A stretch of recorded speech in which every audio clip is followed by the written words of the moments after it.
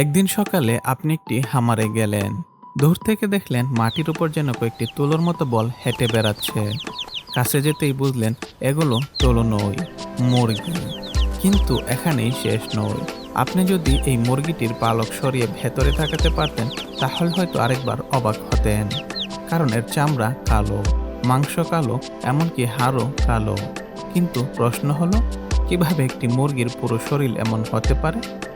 এটা কি কোনো বিরল রোগ, নাকি প্রকৃতির এমন এক জিনগত বিস্ময় যার রহস্য আজও বিজ্ঞানীদের মুগ্ধ করে? আর কেন হাজার বছর ধরে চীনের সম্রাট থেকে শুরু করে আধুনিক বিশ্বের খামারিরা এই অদ্ভুত মুরগিটিকে এত যত্নে লালন পালন করে আসছেন? আজ আমরা জানবো পৃথিবীর সবচেয়ে রহস্যময় এবং সবচেয়ে সুন্দর গৃহপালিত মুরগিগুলোর একটির গল্প, সিল্কি মুরগি। কিন্তু বিশ্বাস করুন, এর সবচেয়ে বড় বিস্ময় এখনো আমরা বলিনি।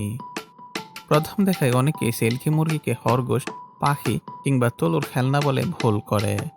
কিন্তু এটি সম্পূর্ণ একটি গৃহপালিত মুরগির জাত।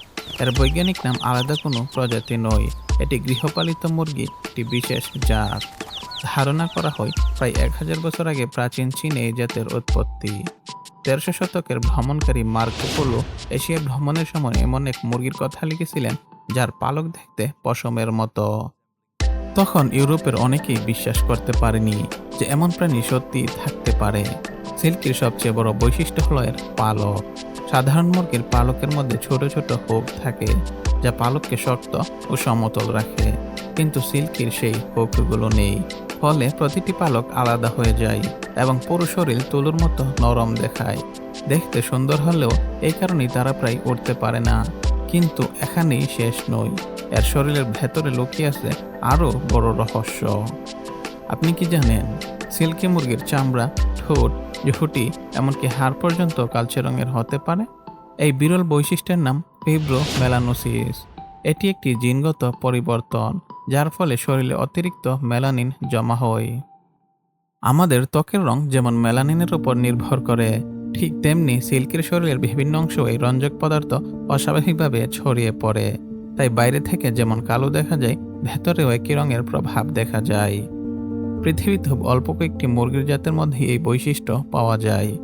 তবে আশ্চর্যের বিষয় হলো, এই কালো রং কোনো রোগ নয়, এটি সম্পূর্ণ স্বাভাবিক একটি জিনগত বৈশিষ্ট্য। অনেক সংস্কৃতিতে এই কালো মাংসকে বিশেষ খাবার হিসেবেও বিবেচনা করা হয়।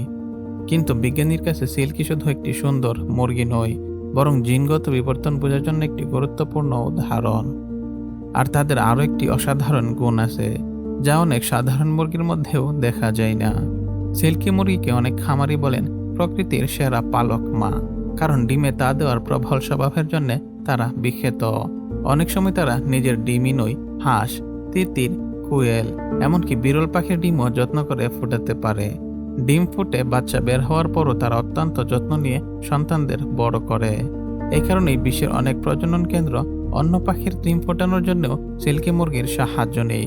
প্রকৃতিতে এমন মাতৃত্ব খুবই মূল্যবান, কিন্তু এই শান্ত স্বভাবের জন্য তাদের আরও একটি বড় সমস্যা রয়েছে।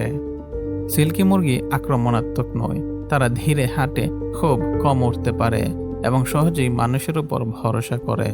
এই গুণগুলো তাদের আদর্শ পোষা প্রাণী বানালেও বন্য পরিবেশে এগুলো বড় দুর্বলতা। শিয়াল, বন্য বিড়াল, কুকুর, এমনকি বড় শিকারী পাখির কাছেও তারা সহজ শিকার হয়ে যেতে পারে।